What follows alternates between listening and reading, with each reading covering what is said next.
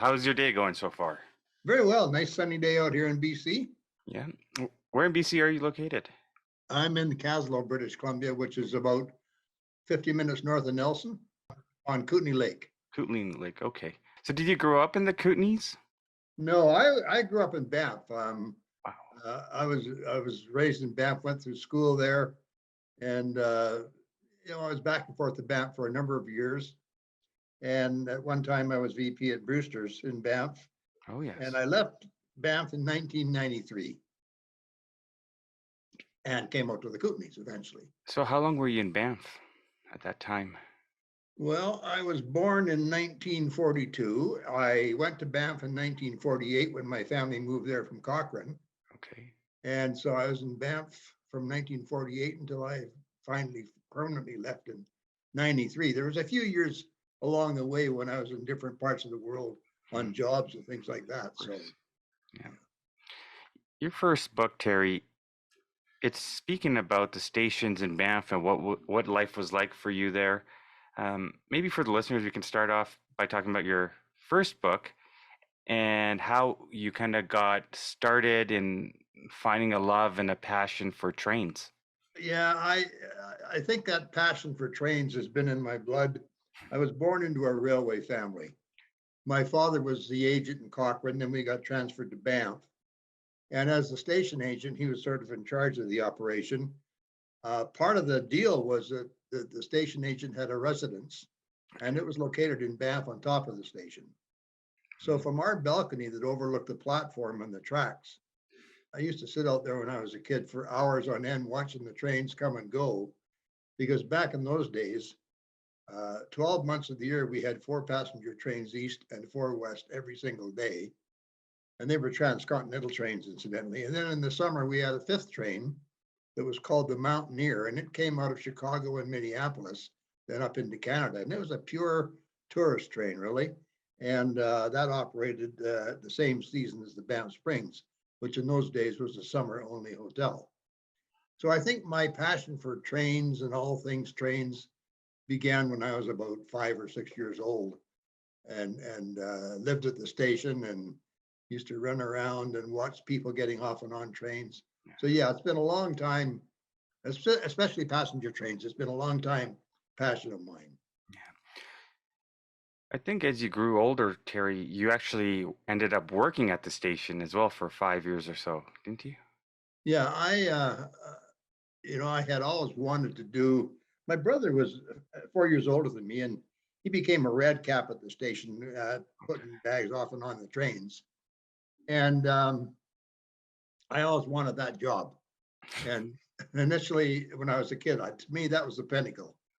And I got a job initially in the baggage room as a baggage porter, putting checked luggage onto the baggage car on the trains.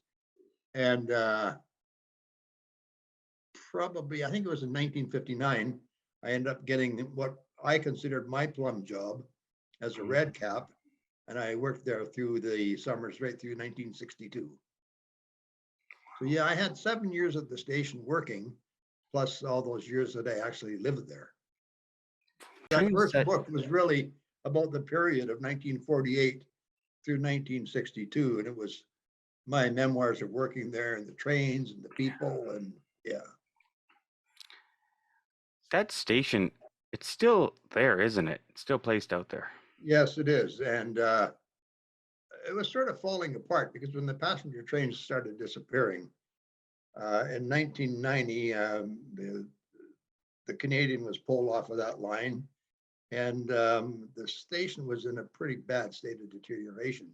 And there was even speculation at the time that if somebody didn't do something about it, because the railway not being in the passenger service anymore didn't seem to care. But eventually in about, I think it was 2014, a company in Banff came along and they took over a lease on the station and they started rehabbing. And when they were refurbishing the station, I happened to visit one day, and I started thinking that maybe there should be something else to support the renovation, because photos and a few nice little things like that weren't going to really tell the story of what the importance of that station was to the town of Banff, because It was the hub of everything that happened when the passenger trains were going. Everything that came to Banff, including people, merchandise, food, perishables, it all came in through the Canadian Pacific Railway Station. So I said to my daughter one day, it's too bad somebody didn't write a book about that. And she typically just sort of looked at me and said, duh, why don't you try? And to be honest, I was in my 70s then, and I had never written anything Mhm. other than the odd letter, I suppose. So I thought, well, why not give it a go? I got lots of time in my hands, and Yeah. now I've written 3 books. The third one just got accepted by a publisher, and it'll be out in September of 2023. But 2 of them are now published. Yeah, The third one's going to be exciting. That's on the Sioux Spokane. yes, it is. It's on the Soo Line. Actually, the Soo Line was a Canadian Pacific subsidiary in the U.S., Mhm. and they actually took control of the Soo Line in 1888 because the president of the CPR back then, Cornelius Van Horn, who was also the guy that decided they'd build a whole fleet of resort hotels. He knew that their future had to be linked to the U.S., especially in the passenger trains, to get the people up to Canada from the most populous place, which of course was the U.S. When you look back at the entrepreneurship, the leadership, the competition, the brash yet the brave of many men and women, Van Horn, J.J. Hill, direct competitors, give or take. For the listeners, Terry, who was J.J. Hill, who was Van Horn, and why do they play an important part, especially Van Horn, in Canadian history? It's an interesting story, that Van Horn and the J.J. Hill connection. Let me start with J.J. Hill. He was an interesting guy. In the 1870s, 1860s, he was involved with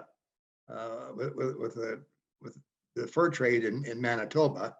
He and his partner, whose name was Kitson, they were trading with the free traders as well as the Hudson Bay Company out of their base, which was in Minneapolis, St. Paul area.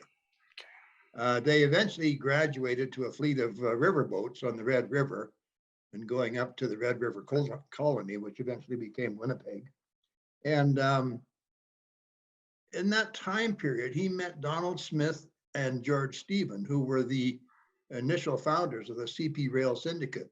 George Stephen was the president of the Bank of Montreal, and Donald Smith had been the chief factor of the Hudson Bay Company when it was being sold and turned over to the Canadian government when Canada was preparing itself for Confederation. Anyhow, Hill met with them over a number of different issues, including the Riel Rebellion. And in the late 1870s, Donald Smith and George Stephen encouraged him and Kitson, his partner, to buy up a railroad in Minneapolis that was bankrupt, and they would help him with the financing. And to make a long story short, he ended up doing that, and it became the Minneapolis, St. Paul, and Manitoba Railway, and it linked the Twin Cities in Minnesota with Winnipeg. So in 1880, when Stephen and Donald Smith formed the Canadian Pacific Railway Syndicate, along with a few other people, they encouraged James J. Hill to join with them. And although he had some misgivings, he did. And so he was one of the big 3 in the Canadian Pacific Syndicate. And in fact, James J. Hill was the guy that hired Cornelius Van Horn, who at that time was the general superintendent of a competing railway in the Minneapolis area, which eventually was called the Milwaukee Road. And he ended up hiring Van Horn to become his general superintendent for the construction of the western part of the CP from Winnipeg to the coast. So it kind of had an interesting start, how Hill hired his protege, who was Van Horn.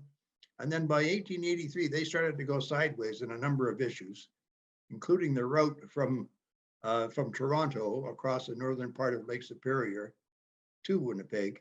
Hill wanted to dip down to Duluth, Minnesota, and then come through the States to Minneapolis and then back up to Winnipeg. The Canadian government was the client and they wanted an all Canada route.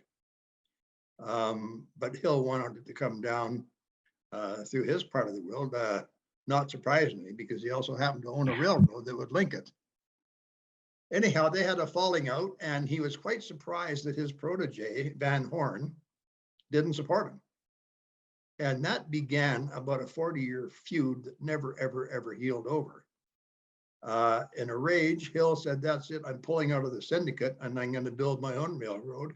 And he did. He built the Great Northern from Minneapolis over to Seattle and completed that in 1893, which was about 7 years after the CP was completed. So it was a very convoluted story, because even though he and Van Horn went to war, and they literally did, especially in British Columbia, he still remained pals with George Stephen and Donald Smith, who were the two head honchos at CP. And in fact, they had huge holdings in his railway company. So sort of a twisted web, you know what I mean? Very interesting bit of history. And Van Horn was originally from the US, Yep. pretty much became a Canadian, and J.J. Hill from Canada went to the US. So it's irony at its finest. It really is. It really is. It's a twisted web, really. Absolutely. Is what it is. Terry, we have a book here, When Trains Ruled the Kootenays, right here. Yep. Why was this story so important to tell of the southeastern elements of British Columbia and the railway network? Well, there have been a lot of excellent books written about railways in British Columbia, and particularly southern British Columbia. But, they were mostly about the construction and the problems and the maintenance of the railroad, and a bit more rail-centric. My book deals mostly with the people. And there's a gentleman here in, he lives in Nelson and in Grey Creek, which is on the other side of the lake. His name is Tom Limbury. Tom is probably the most eminent historian in this area. He's written a couple of books of his own. And I met him, and he and I were talking one day, and he said, a lot of books have been written about the construction of railways. But he said very little has ever been said about the people who used them. And that's when the penny dropped. And I thought, yes, that's the approach I'll take in writing this book. Because, the southeastern portion of British Columbia, that includes Trail, Rossland, Nelson, and the Slocan area, up until about 1930, this was the economic engine for all of British Columbia. And it seems, because there was huge mineral strikes made here. There was silver, lead, zinc, there was gold in Rossland. And I mean, it was a huge, huge part of BC's economy.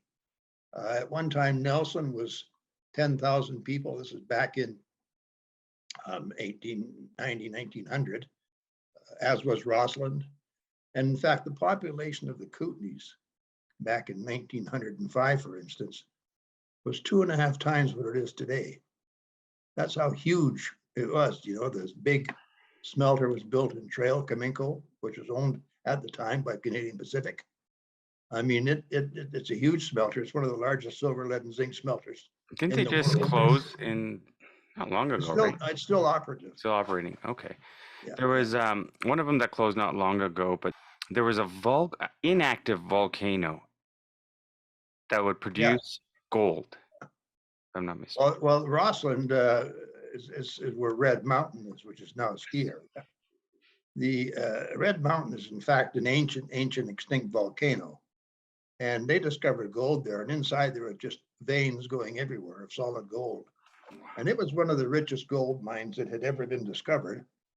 And in fact, in terms of today's value, if gold was $2,000 an ounce back then, the amount that they extracted would amount to about $80 billion. Oh my goodness. So of course, back then gold was a set price at $36 an ounce. But even so, I mean, it was huge. Rossland at one time was the second largest city in the what they call the Inland Empire. Spokane was the largest, and Rossland was second largest. It was even bigger than the capital of Idaho, which is called Boise. And the commerce between Spokane and Rossland was huge, because Spokane was the headquarters for the stock market for the mining areas of northern Idaho and British Columbia. The big investors lived in Spokane.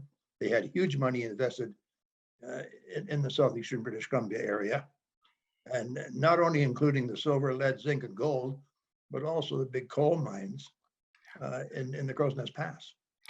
So this really was an economic boom for British Columbia. So this ore is being moved. At this same time, is there passenger trains being utilized on those railways? Oh, yeah, absolutely. There was, in those days, public transportation back then, after the coming of the railroads and the completion of the railroads, was far better than it is today. For instance, in the Kootenais, you could go almost anywhere in the Kootenais in a combination of rail and sternwheeler.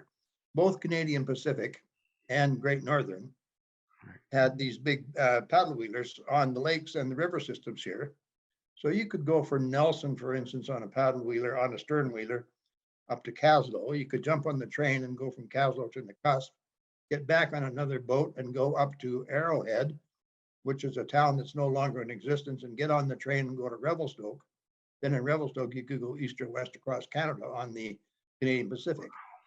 They also built the Crow's Nest route. It was completed to Nelson in 1890. Well, no, it was completed to Kootenai Landing in 1898, which is on the east shore of Kootenai Lake.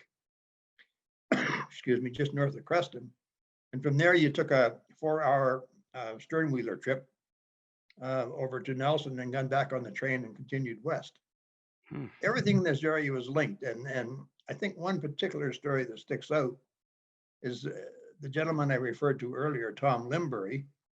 He lived as a child in Grey Creek on the east shore of the lake.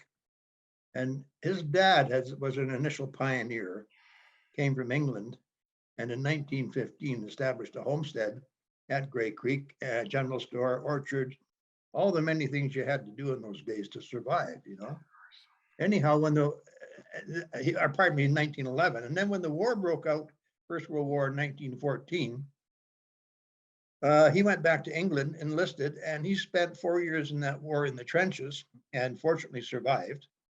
But when he came back, he had a pretty bad case of arthritis or rheumatism, as they call it in those days. So every year they used to go to a hot spring so he could get some relief because he seemed to enjoy the hot springs therapies. And that was at a place called Halcyon Hot Springs, which is up towards Revelstoke on Arrow Lake. So Tom was telling me about the trip that they would take, and they did it every fall after the harvest.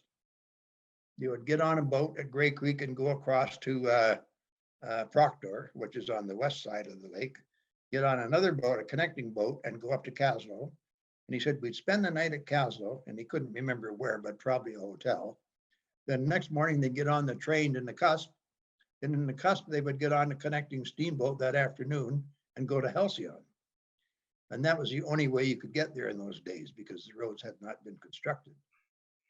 On the return trip, they went from Halcyon on back to Nakusp on the steamboat. Then they went from Nakusp, instead of going back to Caslo, they went to a place called Rosebery, which is on Slocan Lake. And on Slocan Lake at Rosebery, they got on the SS Slocan, which is another sternwheeler, applied Slocan Lake, and they got off in Slocan City, hopped on another train, went to Nelson, and in Nelson, they got on the Greyhound and went back to Grey Creek because Greyhound was established, Canadian Greyhound was established in Nelson back in the 1920s. We really can't complain in this day and age. So it was really an interesting way of getting around, and people enjoyed the fact that they could absolutely go anywhere. When did the Rocky Mountaineer come in play? And how did that, was it bought out or was it changed over as a passenger train throughout the years? Well, there's a bit of a confusion between the Mountaineer and the Rocky Mountaineer. The Mountaineer was a Soo Line train that came out of Chicago, Minneapolis, and Soo Line being owned by CP. It came through to Banff and then to Vancouver in summer months only. It disappeared in 1963, 64. The Rocky Mountaineer, as we know it today, is a privately owned tourist train that comes from Vancouver to Banff and also Vancouver to Jasper, Vancouver, Banff, Calgary. And it was initially started by Via Rail back in the 1980s. But when the Canadian government of the day decided to privatize some of Via Rail, a group from Vancouver, led by a gentleman by the name of Peter Armstrong, they bought that service called the Rocky Mountaineer, which was a summer all daylight train from Vancouver to Banff and Calgary. And they only travel in the daytime. There's no sleeping accommodation on it. Day one, you go to Kamloops and overnight in hotels there.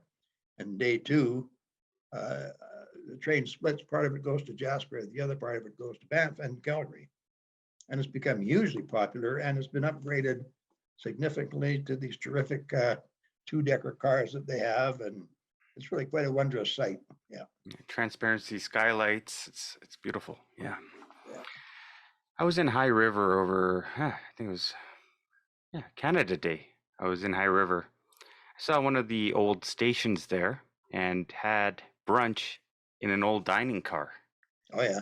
That was neat. Yeah. Well, when I was a kid, that's how we traveled. That was, in the 50s and in the 60s when I was still in Banff going to school or whatever. My dad had a long service pass. He worked for the CP Rail for 50 years. And anytime we went anywhere, including just to Calgary or on a holiday, we always went in the train. And when I was a kid, I could hardly wait to go on a holiday. I didn't care where we were going. I just wanted to get on the train. For that reason, part of the experience was the dining car and the observation car and all the different people you met. It was fantastic. Back then when you went on a vacation, 50% of the vacation was the journey to get there. And you really enjoyed meeting all the new people and so on and so forth. Whereas today you sit on an airplane for a couple hours and you don't talk to anybody, then you get to where you're going.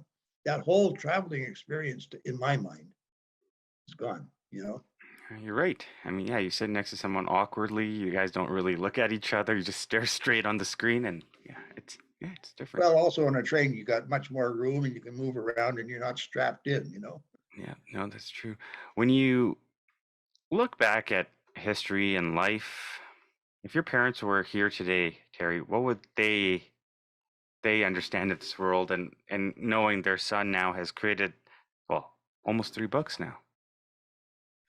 Well, if they were magically to reappear, which would be wonderful, I think my dad would still be shaking his head at what he sees going around. And I think, he was a very social guy. Yeah. And today's world is not so social. It's sort of involved with me, and a lot of the sociality or the lack of is, is the internet. And I think it's really destroyed the social structure of our civilization to some degree. Not entirely, but I always love those pictures of people sitting in together at a dinner in a restaurant. And nobody's talking to each other. They're all on the phone. To me, that says it all. Have you gone back to Banff, to the station, and reminisced in the last 20 years or so? Oh, yeah, often.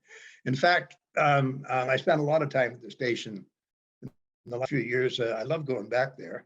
It was my first home. And as a kid, I could never imagine we'd ever have to leave there. But we did when my dad retired. But I've been back and I've visited often with Jan and Adam Watrous, who are the folks that have the lease and who are proposing the high-speed rail from Calgary Airport to Banff. And I've spent a lot of time at the station there. I just love it. I'm sure, and all the memories as a boy growing up and dad. Well, yeah, aside, not only the rail portion of it, but across the tracks, there was a big bush, and we used to call it the station bush. And there was 2 creeks that flowed through there, Whiskey Creek and 40 Mile Creek. And in those days, they were loaded with fish. I mean, it was our playground for many of us in Banff in those days, the school kids. And that's what we called it, was the station bush. So you're not saying it's an iPad as your playground? It's a pretty big one if it is. Yeah. Mom and dad probably, Terry, are now passed away. And when you look back at life, do they often come through your mind as a remembrance, as a memory, as appreciation of who the man you are today? We have a pretty close family. There's five of us, boys and girls. And we're also a fairly close-knit family. I think large families usually are, actually. Right. But yeah, it was a super support system. But I'll tell you something interesting. Back when I was a kid, even when I was 6 or 7 years old, when I first started school, in the summers or on the weekends, we'd get up, we'd have breakfast, and it was out the door. I mean, we didn't hang around. There was no iPads or anything like that. We were out the door and we went to find our friends to go and play. And when we went out that door, the only thing my parents or my mom ever told me was, "Now don't be late for dinner." And off we went.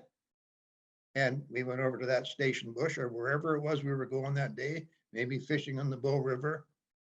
We'd take a lunch with us, and out the door we were gone. I mean, every kid in Banff was the same. We had no instructions, don't do this, don't do that, because they knew where we were going and what we were doing, and they didn't worry about us over there in the bush where there may be bears, and there were. But there was a lot of common knowledge floating around in those days.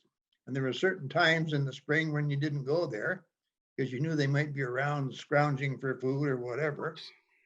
You just sort of, I don't know, it was just a communal upbringing, and everybody in the community kind of watched out for everybody else. So it was a different world. There's no two ways about it. What made you move to the Kootenais from a beautiful place like Banff? Well, in 1993, I had been working at Brewster's. I was VP marketing and sales there. And I took a job with Rocky Mountaineer. And that was in Vancouver. And I moved out there in 1993. A couple of years later, I was approached by a fellow by the name of Judd Buchanan, who had been a cabinet minister at one time in his career. And he had been approached to start an association called the Canadian Tourism Commission, which would be driven by the private sector to market Canada. So I was kind of parachuted into that organization in Ottawa, and I was there for a few years until we accomplished what we wanted to accomplish. And at which time I had a friend of mine approach me wanting to know if I would like to be a partner, the managing partner of a bus operation in Trail, British Columbia. And I was interested, and I came out to the Kootenais and instantly fell in love, and moved to Trail in 1998. Wow. And over the years now you're in Caslow. Is that going to be home, you think, or are you going to move back to Banff, or Caslow's? Well, no, I won't be going back to Banff. Banff is not the Banff I remember. I mean, I'll love Banff forever, but it's too big, it's too busy. Right. I like Banff in November because then you get a chance to see somebody who's from Banff. You could wander around town in Banff in July and August, and you might not see anybody you know. They're probably smart enough to stay off the streets. When you look at trains today, do you still get excited as you once did? Every time I see a train, I want to stop and watch it. And it's kind of interesting that North America is probably the only continent left now that doesn't have a superior system of passenger train transportation. You go to Europe, you go to Asia, it's trains that link everything. And I realize that part of the reason why we don't have those, what I would call more sophisticated trains now, is because it's a huge area in Canada with a low population. And if you don't have a big population, passenger trains probably won't work. And everybody's in a hurry. It's a big country. It's not like going from one side of France to Germany. Exactly. I can remember when I was a young fella, I'd be in Europe on business. And I can remember in my history classes in high school, it would say about how in World War II, how these armies were marching across Europe. And as a young fella, I mean, I had the same idea of distance as I did my perspective in Canada. On the other hand, you go to Europe, and if you get in a car and start driving, in 8 hours, you can be in 5 countries. And that's probably when I became aware about the massive difference, just in land mass. And it's so quick. I mean, France to Germany. Yeah, I did that in '07. Boom. I was just right there. It's great. I loved it. Yeah. Is there any places that actually have cabooses and locomotives around where we can see what it was like? Now you can start with Heritage Park. Well, that's in Calgary. That's where I'm from. Yeah. Yeah, yeah. They have the train set there that they operate. And in fact, on Labor Day weekend every year, their big sort of summer wind-up event is called Railway Days. And that'll be this year on over Labor Day weekend. September 3rd and 4th, I think, is a Saturday and Sunday. And they have train rides and all kinds of stuff. So yeah, if you want to see some of that old-fashioned railway equipment, it's right there. They got steam engines that pull the train around the park, and they've got about a three-quarter size stern wheeler on the lake that was styled after the SS Moye, which is one of the big stern wheelers that plied the waters of Kootenai Lake right up until 1957, actually. It's really a neat place to go. I was at Stampede Park, well, growing up there, going on field trips there as a young boy. There's a place called the Grain Academy. Yep. And we used to go in there, and there was this train set that would just absolutely mesmerize me. And growing up, you'd have a plywood and start building train sets. I used to do that with my dad. It was something I really enjoyed. Did you ever get into train sets or enjoy those kind of hobbies? When I was a kid at the Banff station, my brother, 4 years older than me, he built a model railroad in the basement at the station. The room downstairs in the basement of the station had been the old coal furnace and the coal storage. And then in the early 50s, when the gas pipeline came to Banff, all that was converted to natural gas. So all that old coal storage area that was now emptied and cleaned out. And my brother Fred, he went ahead and he built a railroad, and it used to go around the big furnace and everything. And he did a masterful job of it. Yeah. And anytime they needed to find us, it was usually in the winter. If we weren't outside, we were down in the basement playing with that train set. Yeah, we loved it. What do you think about Prairie Link? Well, I sure hope it proceeds. I don't know what the future would imply for Banff. It's getting to the point where it's just so fiercely busy in the summer, and traffic is a huge, huge concern. And it would be nice to be able to get some of those cars, keep them out of the park, and rail transportation certainly is one of the big answers. I think the other thing that Banff suffers from is back in the early 50s, they made the decision to pound the Trans-Canada Highway through the middle of the national park. And in those days, everybody was on board. It was going to create jobs. It was going to do this and do that. But I'll bet if the powers that be could go back in time and maybe figure out a different route, it might not have gone through the middle of the national park, because it's as long as there's a Trans-Canada Highway, it's always going to be extremely busy, almost to the point some days, as I'm sure you know, of being overrun. It's exhausting. I look at, or I go driving through Rogers Pass, or I was in Waterton over my birthday in July, and they built a hotel for the CP Rail, Prince of Wales, and you're just so mesmerized as the workmanship, the craftsmanship. There was no technology back then. This was all hand drawn. This was built by hand. Are we losing that touch of history? Is it slowly fading? And is this also another reason that you created this book, is because history itself is going and everyone's about the now and the instant gratification and forgetting the past of why we are where we are today? I saw an interesting thing the other day. I don't know if it was on Facebook or where it was, but it was saying that when an old person dies, another history book has been destroyed.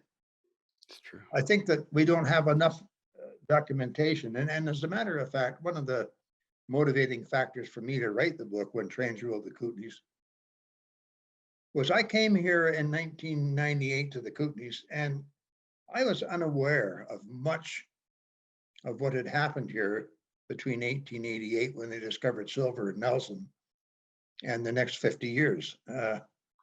And as I started to do a little bit of reading and talk to people and find things out, I was absolutely astounded at what they had achieved here. And like you say, with pickaxes, dynamite, and labor, they built these incredible stern leaders on the shore. The shipyards in Nelson is on the shore of Kootenai Lake, as is the old Great Northern Shipyard. It's at Mirror Lake, which is near Caslo. And they built these magnificent ships, and it was from the timber of the area, you know. Oh yeah. Yeah, I think a lot of that has disappeared, understandably, with the advances made in technology. But I think that one of the things that has disappeared along with it is the sense of community. And but anyhow, to get back to the what I was saying is that I started to realize how much had happened here that nobody seemed to know anything about, including myself. And the more I researched, the more I realized that there was a book here, and I just wanted to do my little bit to pass along some history of the area, because it really is fascinating. No, I appreciate it. So Terry, you know, we talked a lot about the CP rail. What about the CN railway system? Well, Canadian National has never been of a huge subject of interest to me, not because it isn't an incredible feat, but you know, it was a combination of a number of different railroads that eventually the government stepped in and took over because they were all going bankrupt.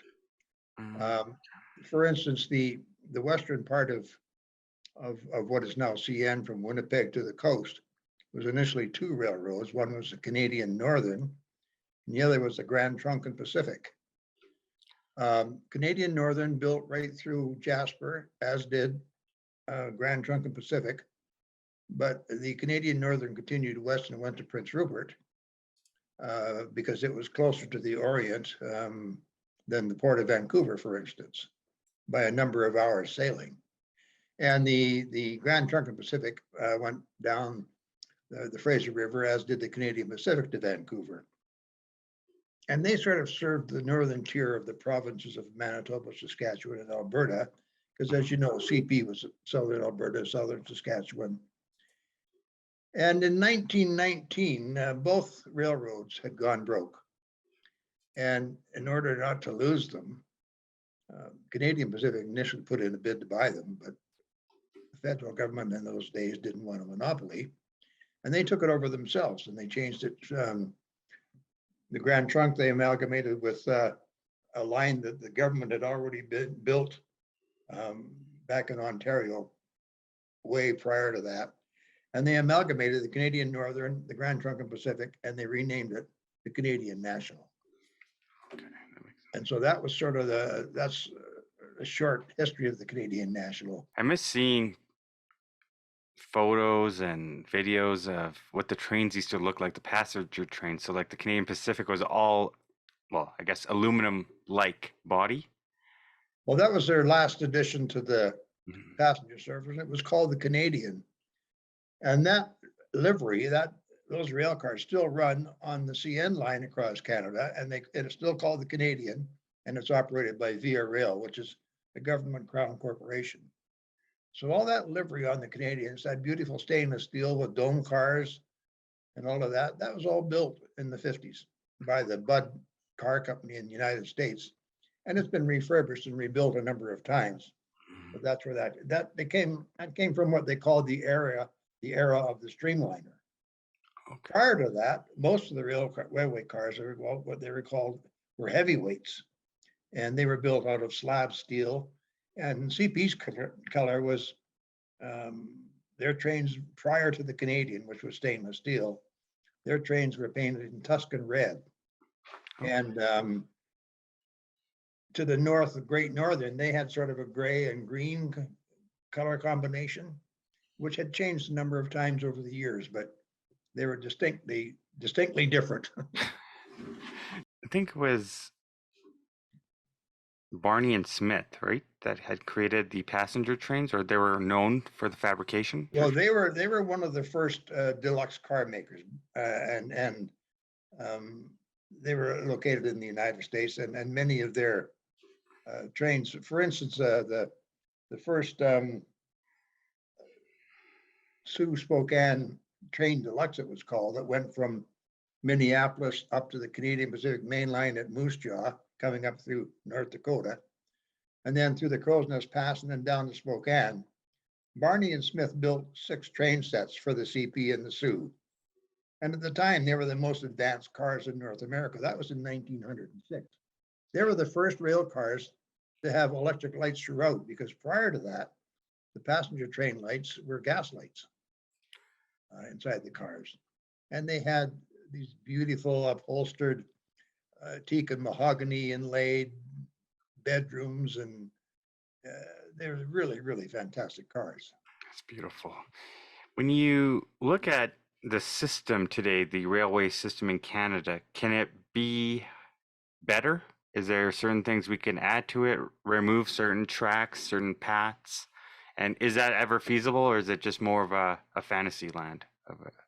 Well, I think that the railways, they got a pretty good idea of what they're doing. And, like Canadian Pacific and Canadian National, they're freight railways today. They have absolutely no interest in passenger service. And in fact, they offloaded their passenger train service entirely on the government entity that they created back in the late 60s called Via Rail. And finally, Via Rail absorbed Canadian Pacific trains in 1978, I believe it was. So they've gotten out of the passenger business because, they could see that there is no money in it anymore. Because of highways, because of airlines and all of that, the long distance travel of that era was not going to come back, except in tourist applications, like the Canadian runs across Canada today from Toronto to Vancouver, and it goes through Winnipeg up to Jasper and to the coast. It's no longer what I would call a transportation train. It's a tourist train. Tourist. Same with the Rocky Mountaineer. Now, Yep. are they on different rails for the listeners, or are they on the same rails as CP would use for freight? Well, the Rocky Mountaineer travels mostly on CN lines to Kamloops, but from Kamloops to Banff and Calgary, of course, it's on CP line. CP, yeah. When they go from Kamloops up to Jasper, well, the only line is Canadian National. And when the Canadian travels across Canada, it's largely on the Canadian National line, because at one time, Via Rail was a creature of Canadian National Railways, and then they wanted to get out of that business too. So they formed Via Rail Canada, which is a government crown corporation. Understanding the station of Banff and the history of Banff, I get that. But how did you start researching and saying, let me look through the Kootenais and the southeastern side of British Columbia? And now, not only that, your third book's going to be from Spokane upwards. How do you just start driving around, Terry? What do you do? Well, we're fortunate we have these things called archives. And for instance, the White Museum in Banff, the museum and the archives there is an absolutely fantastic facility. And it has much more in the archives than just Banff.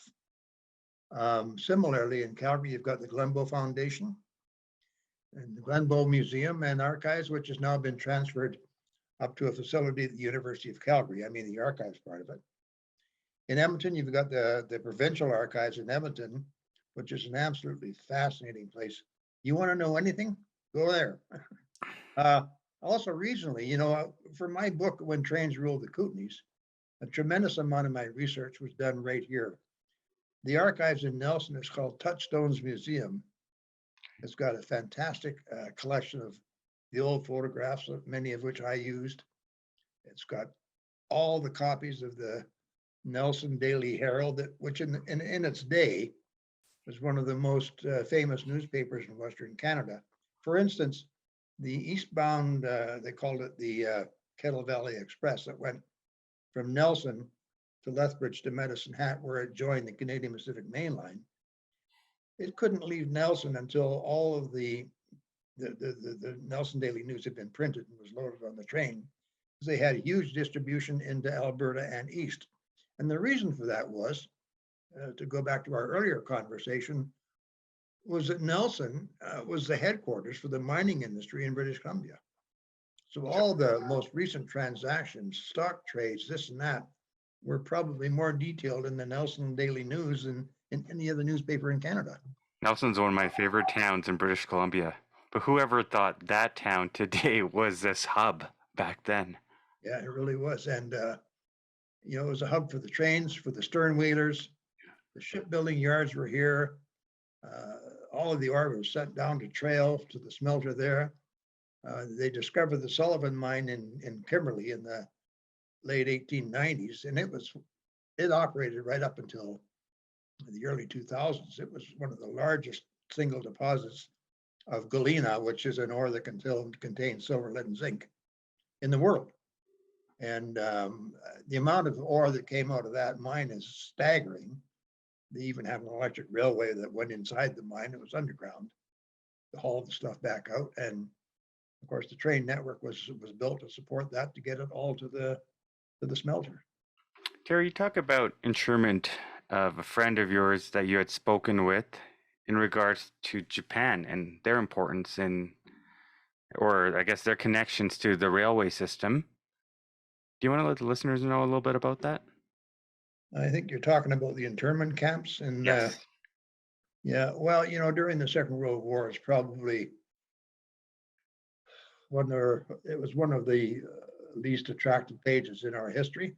Of course. The Japanese Canadians were, first of all from all over the province, were moved into the Hastings Park in Vancouver, and their temporary residence was the horse stalls and things like that in Hastings Park, where they were. Well, it was literally a concentration camp, wasn't it? And the Japanese Canadians, they not only lost their homes, but their businesses. Some of the biggest fishing fleets were owned by the Japanese in Vancouver area. And, I have a good friend of mine that gave me much of the information about the chapter that I wrote about the internment camps. His name is Ken Shimizu. He was brought up in one of those camps in the 40s. And, they were from Prince Rupert, and his dad and his dad's partner, they owned a hotel and a cafe. They not only lost the hotel, the cafe, and the residence and got nothing for it, but all of their personal possessions that they couldn't put into a few suitcases when they got put in these trains and sent to Hastings Park. And in Hastings Park, they had a facility for the men, and for the women and their daughters to live in, and the young kids. They had to clean out the old horse stables, and that became their residence. They were there for 6 months. In the meantime, they sent a lot of the Japanese men as carpenters out to places like Greenwood, Grand Forks, Caslow, to New Denver, Spokane City, and they rebuilt some of these old mining homes that were now vacant because the mining boom was over. And they sent all these Japanese, thousands of them, to these internment camps, and they were there right up until the end of and beyond the end of World War II. It wasn't for about another 50 years after that the Canadian government finally recognized and apologized. That was Mulrooney, I think it was, back in the Brian Mulrooney, yes. 90s.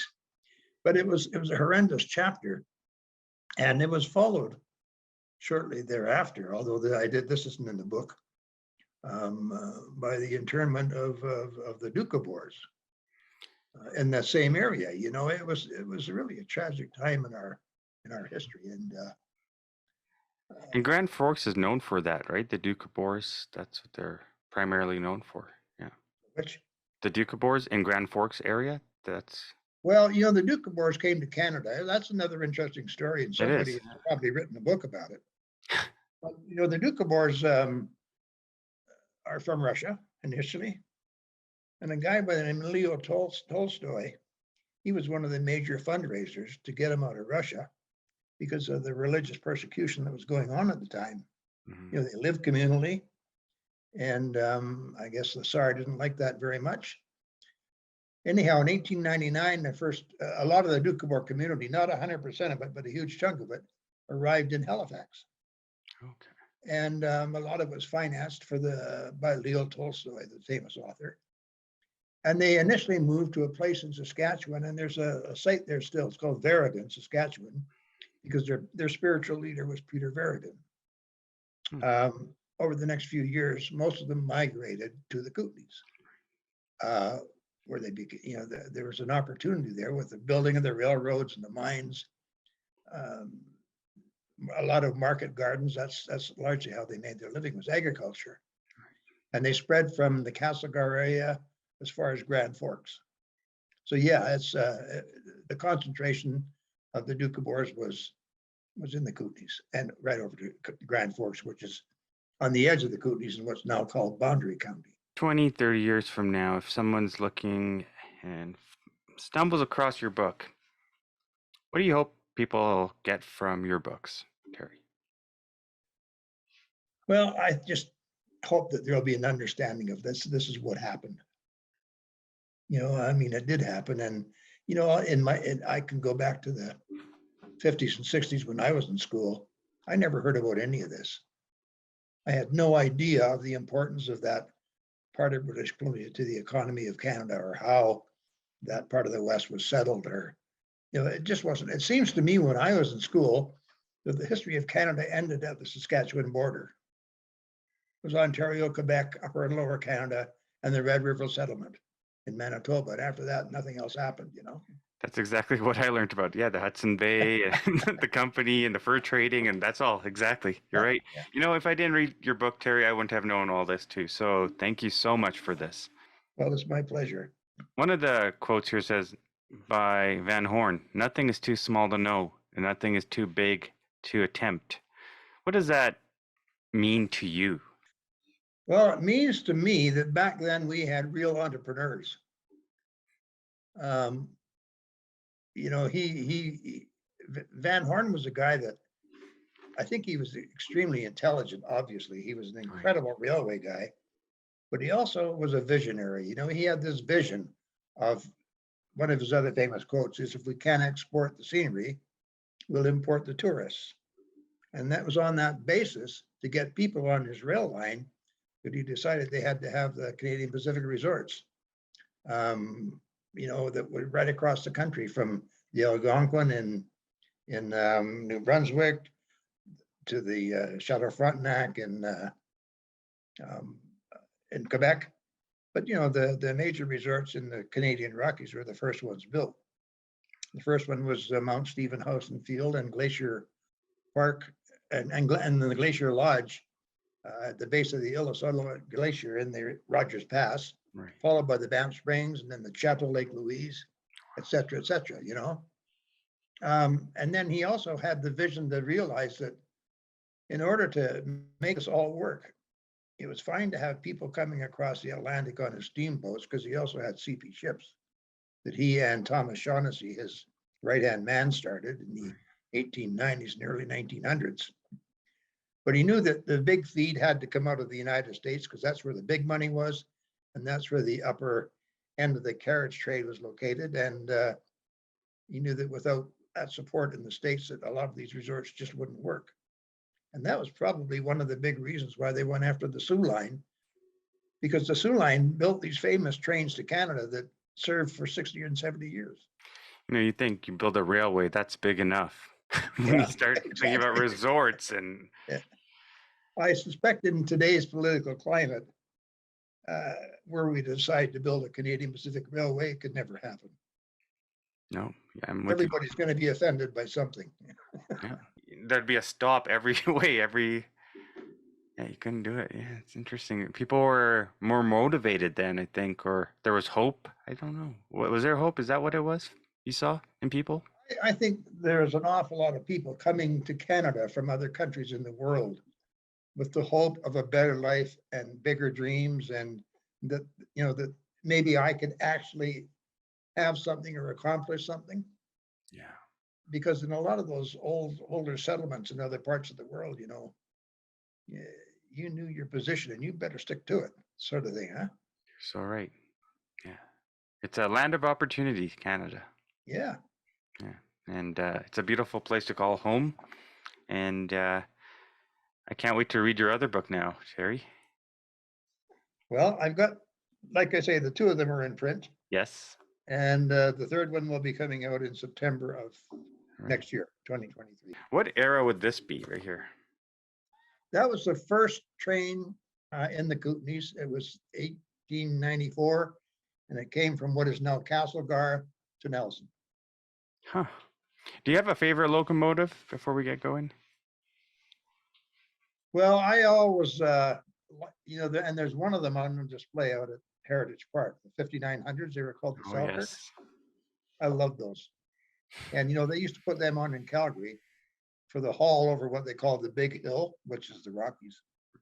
So the 5900s, they had 5 drive wheels, and they were huge, powerful. They were the biggest, most powerful steam engines in the British Empire at the time, when it was still called an empire. And they used to operate exclusively between Calgary and Revelstoke. Then in Revelstoke, they would take them off and put on an engine that had larger wheels, which would mean it would go faster, but it didn't have to do the heavy pulling over the Rockies. No, it's just so cool to see where we've come and just the history and how they built these things with I manpower. can't even, I often wonder, we seem to be, in today's world, it's like if anything happened before you were born, it didn't exist. Because I keep seeing things on the internet or whatever about recycling or this or that. Well, we did all of that when I was a kid. Before, I mean, it was just what you did. Everybody had a compost heap. When you went shopping, you didn't have paper bags. You had your own basket. We kind of knew what was going on, and then we lost track of it. Now it's back, and it's like the current generation invented all this stuff. It's been around forever. It's almost like you said about the common sense. Don't go out in springtime when the bears are out. Thanks, Tips. That's when they're hungriest, and that's when they're having cubs, and that's when they're more protective. I think what I saw on apparently truthful television, if that's possible, one night, the guy was interviewing people coming out of a supermarket. And it wasn't in the United States. We always like to kick the United States, but it was in Canada, back east, asking people where their food came from. And I was, I don't think appalled. In fact, I was more amused by some of the answers, because, all food is made in the warehouse behind Safeway. Milk, oh no, they make it behind there. Things like that. I just made me shake my head thinking, what the hell has happened? Society, what's going on? I mean, I don't know if it was it claimed to be an on-the-street interviewer that was getting real-time answers. Mm-hmm. And I can imagine it. I was in Sycamore, so I went to the district museum, their historical museum. Yeah. They had a station back in the day, no longer exists. Had you ever visited it, or have you seen it before? I haven't been to the one in Sycamore, but a lot of those little railway stations all through this area have been preserved and rebuilt. Like Nelson did a super job on theirs. Midway, which is west of Castlegar, about Midway. It's midway between Alberta and Vancouver. That's hence the name. But the Midway Station, the museum, they've resurrected all these buildings, rebuilt them, and turned them into museums. There's a number of them all through the area. Yeah, when you're crossing over the marina on the bridge, there's the railway or the train going right across from Mara Lake and Shuswap. That's just such a beautiful sight to see the trains going, the semis going this way, and it's something about it. Transportation. If you ever get to Caslo, the SS Moye was built in 1894. Okay. And it served on Kootenai Lake until 1957. Wow. And there's a replica of it at Heritage Park. But that's the replica, not the original. It's about half the size. But the SS Moye has been put up on a cradle on the shore, and it's been preserved. And it's sort of the historic landmark in Caslo, because this was one of the big ports for the mining and all of that on Kootenai Lake. Kootenai Lake is like an inland sea. It's 120 kilometers long, and in spots it's up to 10K wide. It's a big, big lake. Wow. And it was sort of the inland waterway, the inland highway of southeastern British Columbia. Well, if I'm ever in Caswell, Terry, I'm giving you a call. Do it, do it. Awesome. Well, thank you so much again, Terry, for this. Appreciate it. Thanks for having me.